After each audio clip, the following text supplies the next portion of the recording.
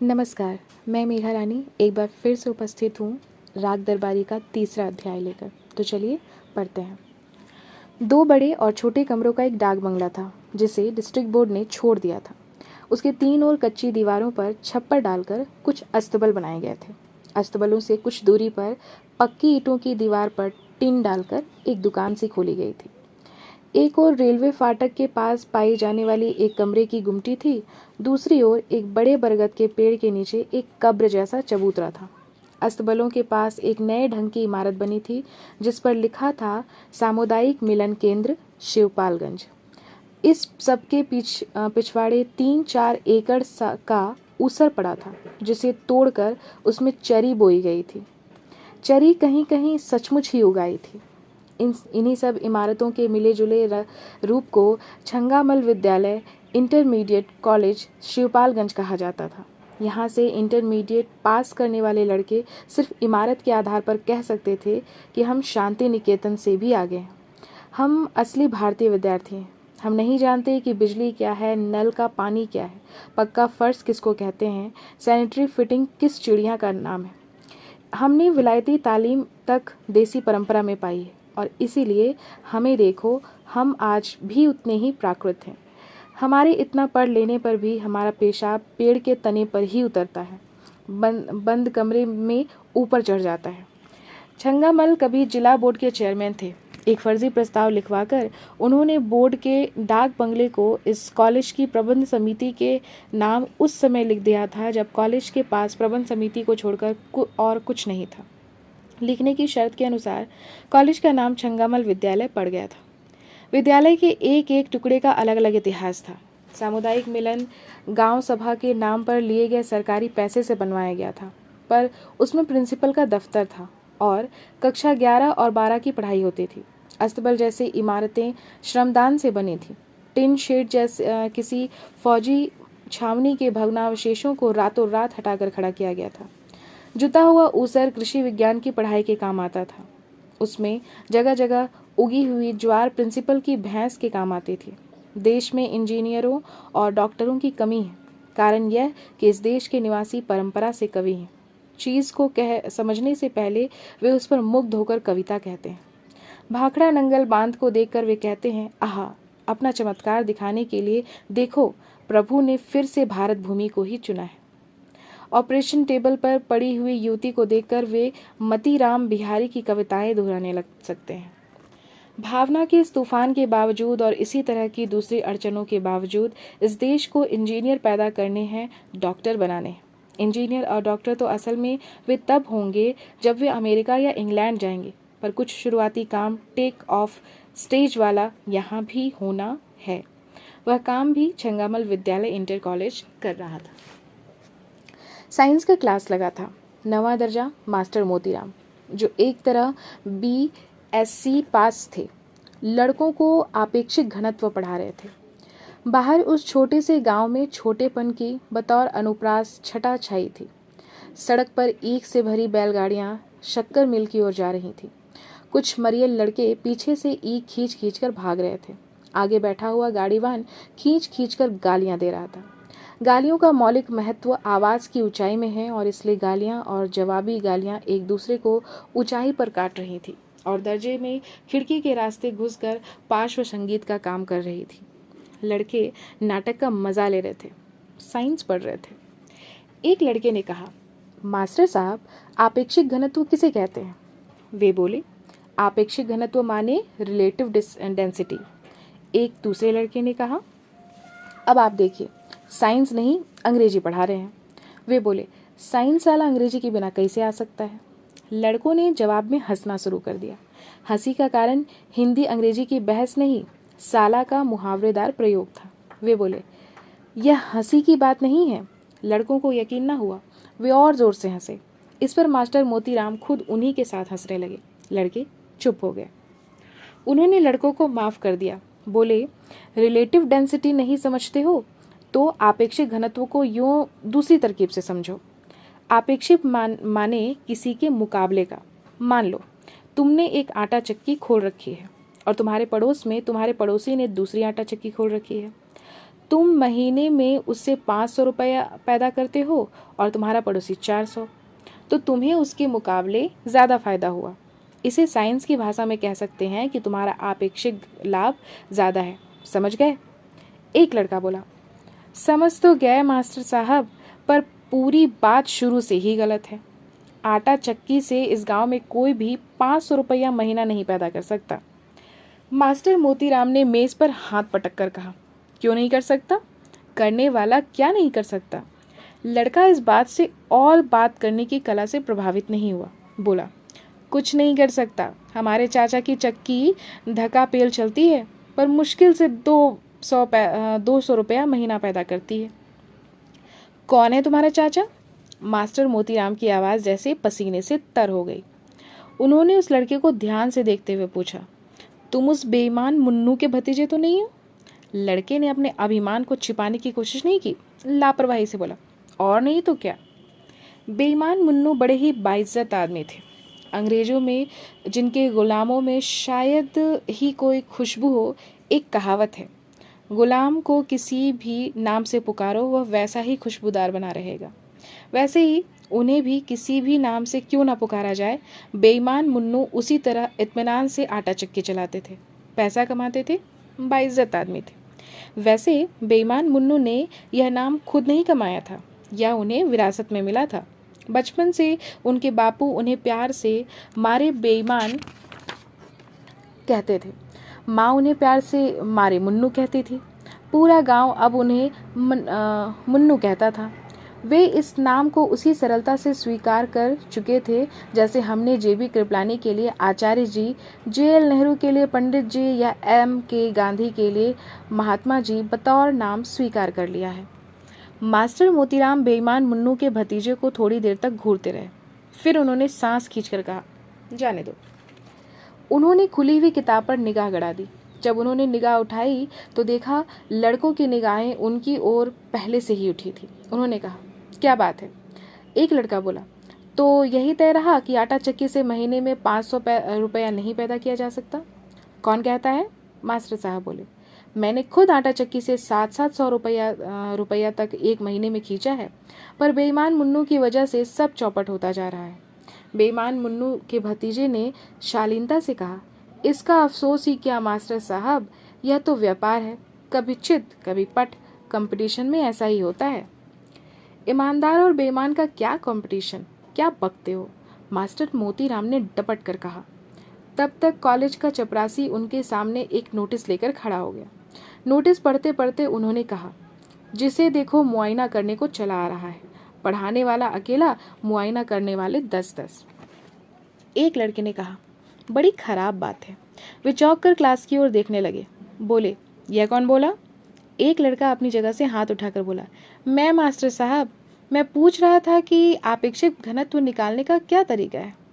Master Motiram ने कहा, आपेक्षिक घनत्व निकालने के लिए उस चीज़ का वजन और आयतन यानी वॉल्यूम जानना चाहिए। उसके बाद आपेक्षिक घनत्व निकालने का तरीका जानना चाहिए। जहाँ तक तरीके की बात है, हर चीज़ के 2 तरीके होते हैं, एक सही तरीका, एक गलत तरीका। सही तरीके का सही नतीजा निकलता है, गलत तरीके का गलत नतीजा। इसे एक उदाहरण देकर समझना ज़रूरी है। मान लो तुमने एक आटा चक्की लगाई। आटा चक्की की बढ़िया नई मशीन है, खूब चमाचम रखी है, जमकर ग्रीस लगाई गई है, इंजन नया है, पट्टा नया है, सब कुछ है, पर बिजली नहीं है, तो क्या नतीजा निकलेगा? पहले बोलने वाले लड़के ने कहा, तो डीजल इंजन का इस्तेमाल करना पड़ेगा, मुन्नू चाचा ने किया था। मास्टर मोतीराम बोले, यहाँ अकेले मुन्नू चाचा ही के पास अक्ल नहीं है। इस कस्बे में सबसे पहले डीजल इंजन कौन लाया था, जानता है कोई? लड़कों ने हाथ उठाकर कोरस में कहा, आप लाए थे। मास्टर साहब ने संतोष के साथ मुन्नू के भतीजे की ओर देखा और हिकारत से बोले, सुन लिया? बेईमान मुन्नू ने तो डीजल इंजन मेरी देखा देखी चलाया था, पर मेरी चक्की तो यह कॉलेज खुलने से पहले से चल रही थी। मेरी ही चक्की पर कॉलेज की इमारत के लिए हर आटा पिसाने वाले से सेर भर आटे का दान लिया गया। मेरी ही चक्की में पिसकर वह आटा शहर में बिकने के लिए गया। मेरी ही चक्की पर कॉलेज की इमारत का नक्शा बना और मैनेजर काका ने कहा कि मोती, कॉलेज में तुम रहोगे तो मास्टर ही, पर असली प्रिंसिपल ही तुम ही करोगे। सब कुछ तो मेरी चक्की पर हुआ और अब गांव में चक्की है तो बेईमान मुन्नू की, मेरी चक्की कोई चीज़ ही नहीं हुई। लड़के इत्मीनान से सुनते रहे। यह बात वे पहले भी सुन चुके थे और किसी भी समय सुनने के लिए तैयार रहते थे। उन पर कोई खास असर नहीं पड़ा। पर मुन्नू के भतीजे ने कहा, चीज़ तो मास्टर साहब आपकी भी बढ़िया है, पर मुन्नू चाचा की भी। और पर आपकी चक्की पर धान कूटने वाली मशीन ओवरहॉलिंग मांगती है, धान उसमें ज़्यादा टूटता है। मास्टर मोतीराम ने आपसी तरीके से कहा, ऐसी बात नहीं है, मेरे जैसी धान की मशीन तो पूरे इलाके में नहीं है, पर बेईमान मुन्नू कुटाई पिसाई का रेट गिराता जा रहा है, इसलिए लोग उधर दौड़ते हैं। हर हिंदुस्तानी की यही हालत है, 2 पैसे की जहाँ किफ़ायत हो वह उधर ही मुंह मारता है। यह तो सभी जगह होता है, लड़के ने तर्क दिया। सभी जगह नहीं, हिंदुस्तान ही में ऐसा होता है। हाँ, उन्होंने कुछ सोच कर कहा। तो रेट गिराकर अपना घाटा दूसरे लोग तो दूसरी तरह से ग्राहकों का आटा चुरा कर पूरा कर लेते हैं। अब मास्टर मोतीराम जिस शख्स का नाम है वह सब कुछ कर सकता है, यही नहीं कर सकता। एक लड़के ने कहा, आपेक्षिक घनत्व निकालने का तरीका क्या निकला? वे जल्दी से बोले, वही तो बता रहा था। उनकी निगाह खिड़की के पास सड़क पर ईख की गाड़ियों से 3 फीट ऊपर जाकर उससे भी आगे क्षितिज पर अटक गई। कुछ साल पहले से चिरंतन भावाविष्ट पोज वाले कवियों की तरह वे कहते रहे, मशीन तो पूरे इलाके में वह एक थी, लोहे की थी, पर शीशे जैसी झलक दिखाती थी। अचानक उन्होंने दर्जे की ओर सीधे देखकर कहा, तुमने क्या पूछा था? लड़के ने अपना सवाल दोहराया, पर उसके पहले ही उनका ध्यान दूसरी ओर चला गया था। लड़कों ने भी कान उठाकर सुना। बाहर ईख चुराने वालों और ईख बचाने वालों की गालियों के ऊपर, चपरासी के ऊपर पड़ने वाली प्रिंसिपल की फटकार के ऊपर, म्यूजिक क्लास से उठने वाले हारमोनियम की म्याऊं म्याऊं के ऊपर अचानक भक भक भक की आवाज़ होने लगी थी। मास्टर मोतीराम की चक्की चल रही थी। यह उसी की आवाज़ थी, यही असली आवाज़ थी। अन्न वस्त्र की कमी की चीख पुकार, दंगे फसाद के चित्कार, इन सब के तर्क के ऊपर सच्चा नेता जैसे सिर्फ आत्मा की आवाज़ सुनता है और कुछ नहीं सुन पाता, वही मास्टर मोतीराम के साथ हुआ। उन्होंने और कुछ नहीं सुना, सिर्फ भक भक भक सुना। वे दर्जे से भागे। लड़कों ने कहा, क्या हुआ मास्टर साहब, अभी घंटा नहीं बजा है? वे बोले, लगता है मशीन ठीक हो गई, देखें कैसी चलती है। वे दरवाजे तक गए, फिर अचानक वहीं से घूम पड़े। चेहरे पर दर्द जैसा फैल गया था, जैसे किसी ने जोर से चुटकी काटी हो। वे बोले, किताब में पढ़ लेना, आपेक्षिक घनत्व का अध्याय ज़रूरी है। उन्होंने लार घूंटी, रुक कर कहा, इम्पॉर्टेंट है। कहते ही उनका चेहरा फिर खिल गया। भक भक भक कर्तव्य बाहर के जटिल कर्म क्षेत्र में उनका आह्वान कर रहा था। लड़कों और किताबों का मोह उन्हें रोक न सका। वे चले गए। दिन के 4 बजे प्रिंसिपल साहब अपने कमरे से बाहर निकले। दुबला पतला जिस्म, उसके कुछ अंश खाकी हाफ पैंट और कमीज से ढके थे। पुलिस सर्जेंटों वाला बेंत बगल में दबा था, पैर में सैंडल, कुल मिलाकर काफ़ी चुस्त और चालाक दिखते हुए, और जितने थे उससे ज़्यादा अपने को चुस्त और चालाक समझते हुए। उनके पीछे पीछे हमेशा की तरह कॉलेज का क्लर्क चल रहा था। प्रिंसिपल साहब की उससे गहरी दोस्ती थी। वे दोनों मास्टर मोतीराम के दर्जे के पास से निकले। दर्जा अस्तबल नुमा इमारत में लगा था। दूर ही से दिख गया कि उसमें कोई मास्टर नहीं है। एक लड़का नीचे से जांघ तक फटा हुआ पायजामा पहने मास्टर की मेज पर बैठा हुआ रो रहा था। प्रिंसिपल को पास से गुजरता देख और जोर से रोने लगा। उन्होंने पूछा, क्या बात है, मास्टर साहब कहाँ गए हैं? वह लड़का अब खड़ा होकर रोने लगा।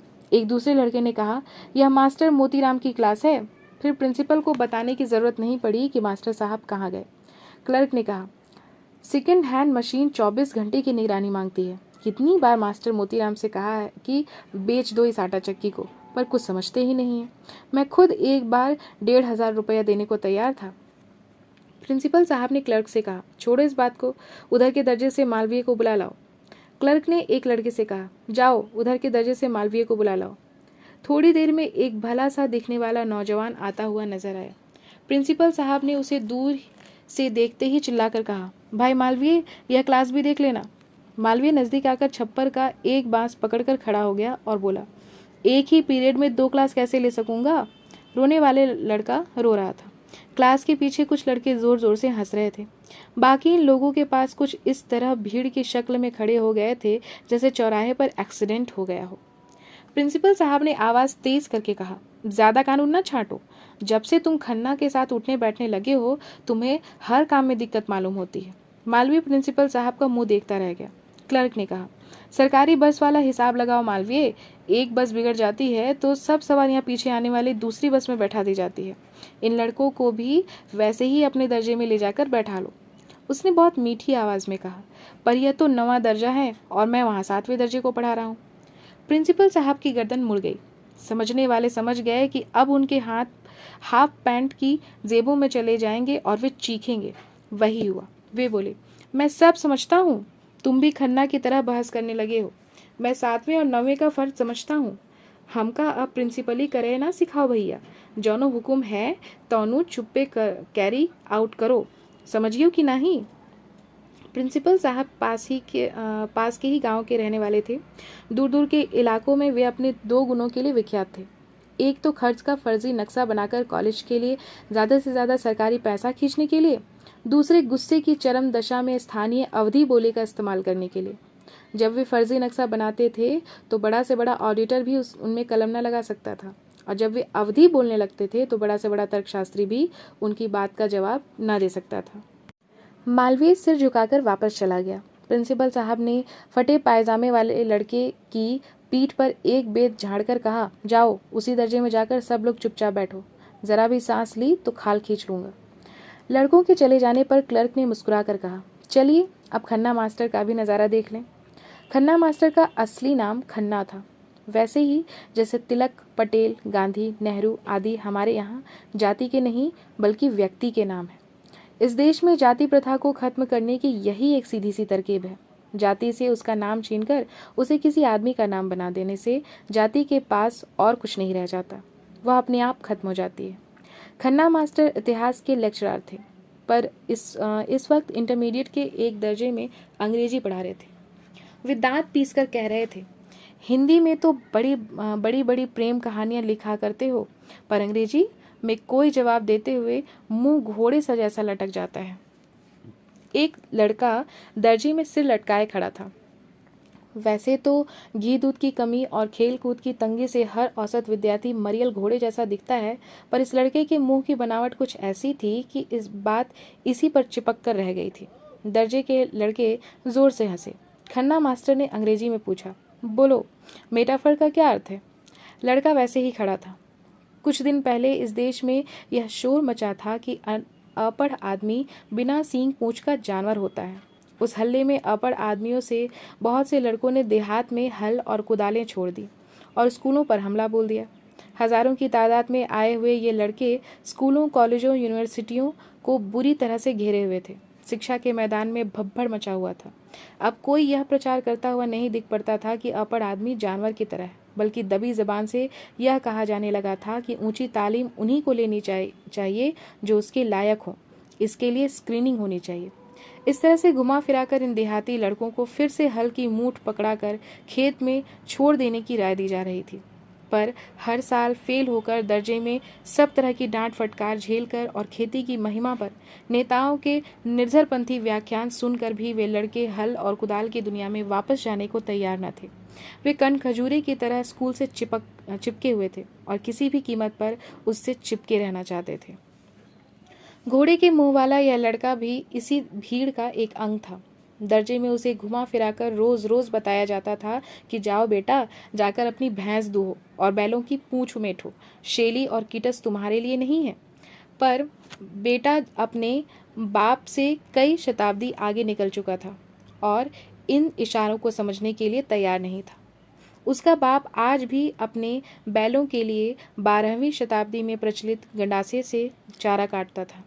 उस वक्त लड़का एक मटमैली किताब में अपना घोड़े जैसा मुंह छिपाकर 20वीं शताब्दी के कलकत्ते की रंगीन रातों पर गौर करता रहता था।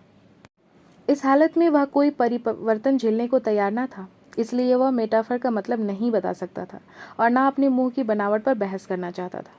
कॉलेज के हर औसत विद्यार्थी की तरह यह लड़का भी पोशाक के मामले में बेतकल्लुफ था। इस वक्त वह नंगे पांव एक ऐसे धारीदार कपड़े का मैला पायजामा पहने हुए खड़ा था जिसे शहर वाले प्रायः स्लीपिंग सूट के लिए इस्तेमाल करते थे। वह गहरे कत्थई रंग की मोटी कमीज पहने था जिसके बटन टूटे थे। सिर पर रूखे और कड़े बाल थे। चेहरा बिना धुला हुआ और आंखें गिचपिची थीं। देखते ही लगता था वह किसी प्रोपेगेंडा के चक्कर में फंसकर कॉलेज की ओर भाग आया है।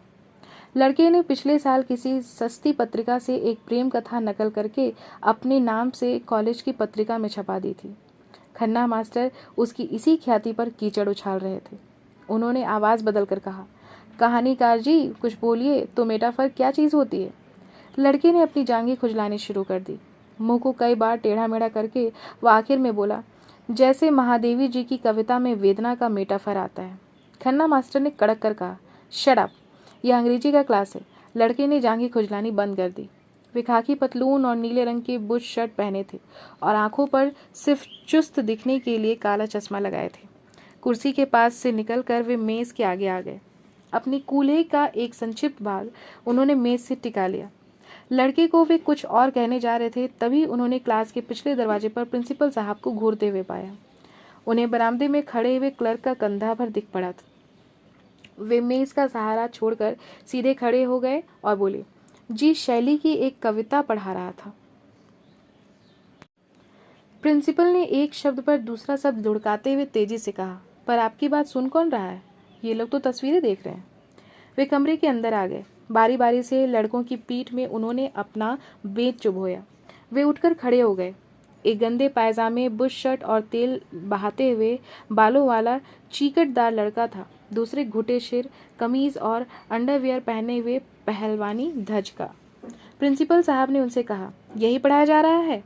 झुककर उन्होंने पहले लड़के की कुर्सी से एक पत्रिका उठा ली। यह सिनेमा का साहित्य था। एक पन्ना खोलकर उन्होंने हवा में घुमाया। लड़कों ने देखा किसी विलायती औरत के उरोज तस्वीर में फड़फड़ा रहे थे। उन्होंने पत्रिका जमीन पर फेंक दी और चीख कर अवधि में बोले, यह पढ़ ही रहे हो? कमरे में सन्नाटा छा गया। महादेवी की वेदना का प्रेमी मौका ताककर चुपचाप अपनी सीट पर बैठ गया। प्रिंसिपल साहब ने क्लास के एक छोर से दूसरे छोर तक खड़े हुए खन्ना मास्टर को ललकार कर कहा, आपके दर्जे में डिसिप्लिन की यह हालत है? लड़के सिनेमा की पत्रिकाएं पढ़ते हैं और आप इसी बूते पर इतना जोर डलवा रहे हैं कि आपको वाइस प्रिंसिपल बना दिया जाए। इसी तमीज से वाइस प्रिंसिपल ही कीजिएगा। भैया यह हालू रही तो वाइस प्रिंसिपली तो अपने घर रही, पार साल की जुलाई माह डगर डगर घूमियो। कहते कहते अवधि के महाकवि गोस्वामी तुलसीदास की आत्मा उनके शरीर में एक ओर से घुसकर दूसरी ओर से निकल गई। वे फिर खड़ी बोली पर आ गए, पढ़ाई लिखाई में क्या रखा है? असली बात है डिसिप्लिन, समझे मास्टर साहब? ये कहकर प्रिंसिपल उमर खयाम के हीरो की तरह मैं पानी जैसा आया था और आंधी जैसा जाता हूँ की अदा से चल दिए। पीठ पीछे उन्हें खन्ना मास्टर की भुनभुनाहट सुनाई दी। वे कॉलेज के फाटक से बाहर निकले। सड़क पर पतलून कमीज पहने हुए एक आदमी आता हुआ दिख पड़ा। साइकिल पर था। पास से जाते जाते उसने प्रिंसिपल साहब को और प्रिंसिपल साहब ने उसे सलाम किया। उसके निकल जाने पर क्लर्क ने पूछा, यह कौन चिड़ी मार है? मलेरिया इंस्पेक्टर है, नया आया है, बीडीओ का भांजा लगता है, बड़ा फितरती है। मैं कुछ बोलता नहीं, सोचता हूँ कभी काम आएगा। क्लर्क ने कहा, आजकल ऐसे ही चिड़ी मारों से काम बनता है, कोई शरीफ आदमी तो कुछ करके देता ही नहीं। थोड़ी देर तक दोनों चुपचाप सड़क पर चलते रहे। प्रिंसिपल ने अपनी बात फिर से शुरू की, हर आदमी से मेल जोल रखना ज़रूरी है। इस कॉलेज के पीछे गधे तक को बाप कहना पड़ता है। क्लर्क ने कहा, सो तो देख रहा हूँ, दिन भर आपको यही करते बीतता है। वे बोले, बताइए, मुझसे पहले भी यहाँ 5 प्रिंसिपल रह चुके हैं, कौनो बनवाए पावा इतनी बड़ी पक्की इमारत? वे प्रकृतिस्थ हुए। यहाँ सामुदायिक केंद्र बनवाना मेरा ही बूता था, है कि नहीं? क्लर्क ने सिर हिलाकर हाँ कहा। थोड़ी देर में वे चिंतापूर्वक बोले, मैं फिर इसी टिप्पस में हूँ कि कोई चंडूल फंसे तो इमारत के एकाध ब्लॉक और बनवा डाले जाएं। क्लर्क चुपचाप साथ साथ चलता रहा। अचानक ठिठक कर खड़ा हो गया। प्रिंसिपल साहब भी रुक गए। क्लर्क बोला, 2 इमारतें बनने वाली हैं। प्रिंसिपल ने उत्साह से गर्दन उठाकर कहा, कहाँ? एक तो अछूतों के लिए चमड़ा कमाने की इमारत बनेगी, घोड़ा डॉक्टर बता रहा था। दूसरे अस्पताल के लिए हैजे का वार्ड बनेगा। वहाँ ज़मीन की कमी है। कॉलेज ही के आसपास टिप्पस से ये इमारतें बनवा लें, फिर धीरे से हथिया लेंगे। प्रिंसिपल साहब निराशा से सांस छोड़कर आगे चल पड़े। कहने लगे, मुझे पहले ही मालूम था इनमें टिप्पस नहीं बैठेगा। कुछ देर दोनों चुपचाप चलते रहे। सड़क के किनारे एक आदमी 2-4 मजदूरों को इकट्ठा करके उन पर बिगड़ रहा था। प्रिंसिपल साहब उनके पास खड़े हो गए। 2-4 मिनट उन्होंने समझने की कोशिश की कि वह आदमी क्यों बिगड़ रहा है। मजदूर गिड़गिड़ा रहे थे। प्रिंसिपल ने समझ लिया कि कोई खास बात नहीं है। मजदूर और ठेकेदार सिर्फ अपने रोज रोज के तरीकों का प्रदर्शन कर रहे हैं और बातचीत में जीज पैदा हो गई है। उन्होंने आगे बढ़कर मजदूरों से कहा, जाओ रे, अपना अपना काम करो, ठेकेदार साहब से धोखाधड़ी की तो जूता पड़ेगा। मजदूरों ने प्रिंसिपल साहब की ओर कृतज्ञता से देखा। फुर्सत पाकर वे अपने अपने काम में लग गए। ठेकेदार ने प्रिंसिपल से आत्मीयता के साथ कहा, सब बेईमान हैं। जरा सी आंख लग गई तो कान का मैल तक निकाल ले जाएं। ड्योढ़ी मजदूरी मांगते हैं और काम का नाम सुनकर कांखने लगते हैं। प्रिंसिपल साहब ने कहा, सब तरफ यही हाल है, हमारे यहाँ ही लीजिए, कोई मास्टर पढ़ाना थोड़ी ही चाहता है, पीछे पड़ा रहता हूँ तब कहीं। वह आदमी ठठाकर हंसा, बोला, मुझे क्या बताते हैं, यही करता रहता हूँ, सब जानता हूँ। रुककर उसने पूछा, इधर कहाँ जा रहे थे? इसका जवाब क्लर्क ने दिया, वैद्य जी के यहाँ चेकों पर दस्तखत करना है, करा लाइए। उसने प्रिंसिपल को खिसकने का इशारा दिया। जब वे चल दिए तो उसने पूछा, और क्या हाल चाल है? प्रिंसिपल रुक गए, बोले, ठीक ही है, वही खन्ना वन्ना लिबिर सिबिर कर रहे हैं, आप लोगों के और मेरे खिलाफ प्रोपेगेंडा करते घूम रहे हैं। उसने जोर से कहा, आप फिक्र न कीजिए, ठाठ से प्रिंसिपली किए जाइए। उनको बता दीजिए कि प्रोपेगेंडा का जवाब है डंडा। कह दीजिए कि यह शिवपालगंज है, ऊंचा नीचा देख कर चलें। प्रिंसिपल साहब अब आगे बढ़ गए तो क्लर्क बोला, ठेकेदार साहब को भी कॉलेज कमेटी का मेंबर बनवा लीजिए, काम आएंगे। प्रिंसिपल साहब सोचते रहे। क्लर्क ने कहा, 4 साल पहले की तारीख में संरक्षक वाली रसीद काट देंगे, प्रबंधक कमेटी में भी इनका होना ज़रूरी है, तब ठीक रहेगा। प्रिंसिपल साहब ने तत्काल कोई जवाब नहीं दिया। कुछ रुककर बोले, वैद्य जी से बात की जाएगी, ये ऊंची पॉलिटिक्स की बातें हैं, हमारे तुम्हारे कहने से क्या होगा। एक दूसरा आदमी साइकिल पर जाता हुआ दिखा। उसने उतरने का इशारा करके प्रिंसिपल साहब ने कहा, नंदापुर में चेचक फैल रही है और आप यहाँ झोला दबाए हुए शायरी कर रहे हैं। उसने हाथ जोड़कर पूछा, कब से? मुझे तो कोई इत्तला ही नहीं है। प्रिंसिपल साहब ने भौहें टेढ़ी करके कहा, तुम्हें शहर से फुर्सत मिले तब तो इत्तला हो, चुपचाप वहाँ जाकर टीके लगा आओ, नहीं तो शिकायत हो जाएगी, कान पकड़कर निकाल दिए जाओगे, यह टेरिलिन की बुशर्ट रखी रह जाएगी। वह आदमी घिघियाता हुआ आगे बढ़ गया। प्रिंसिपल साहब क्लर्क से बोले, ये यहाँ पब्लिक हेल्थ के एडीओ हैं, जिसकी दुम में अफसर जुड़ गया, समझ लो अपने को अफलातून समझने लगा। ये भी ना जाने अपने को क्या लगाते हैं, राह से निकल जाते हैं, पहचानते तक नहीं। मैंने भी सोचा बेटा को झाड़ दिया जाए। क्लर्क ने कहा, मैं जानता हूँ, यह भी एक ही चिड़ी मार है। तो इसी के साथ तीसरा अध्याय यहीं पर समाप्त होता है। मैं फिर मिलूंगी अगले वीडियो में चौथे अध्याय के साथ। तब तक के लिए पढ़ते रहें, स्वस्थ रहें, सुरक्षित रहें। धन्यवाद।